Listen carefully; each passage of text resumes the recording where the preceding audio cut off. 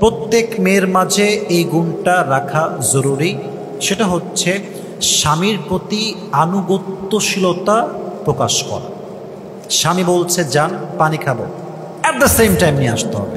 কথাগুলো আমি ফিল করে বলছি, বুঝে বলছি। আপনি বসে আছেন, আপনার ওয়াইফ বলল আমি তোমার সাথে কথা বলবো, এক মিনিট কথা আছে, আপনার ওয়াইফ রিলস দেখতেছে। এটা কোনো ভদ্র মেয়ের কাজ না। একজন যোগ্যতা সম্পন্ন মেয়ের কাজ হচ্ছে আমার স্বামী বলেছে কথা বলবে, এখন সব বাদ, Facebook of, mobile phone off, এখন স্বামী যা বলবে চুপচাপ মাথা নত করে আয়েশার মতো আমি শুনবো, ঠিক কিনা বলে?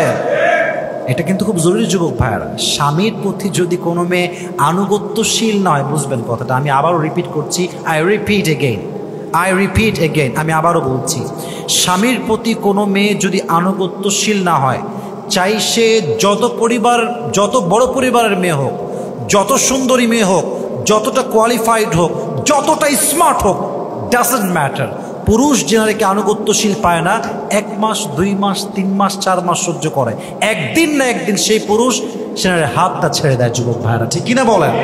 সো মেয়েদেরকে অবশ্যই আনুগত্য প্রবণ হতে হবে। আর আনুগত্য প্রবণ হতে গিয়ে এটা ভাবা যাবে না আমি কি আমার স্বামীর গোলাম নাকি, আমি কি আমার স্বামীর কেনা গোলাম নাকি, যা বলবে তাই শুনবো। না না না না, ইটস নট লাইক দ্যাট। স্বামীর আনুগত্য প্রবণ হওয়াটাই হচ্ছে ইসলামের আসল শিক্ষা। সুবহানাল্লাহ পড়বেন না আপনারা? আল্লাহ প্রত্যেকটা নারীকে আনুগত্যশীল হওয়ার তৌফিক দান করুন। সকলেই মন খুলে পড়না আমিন।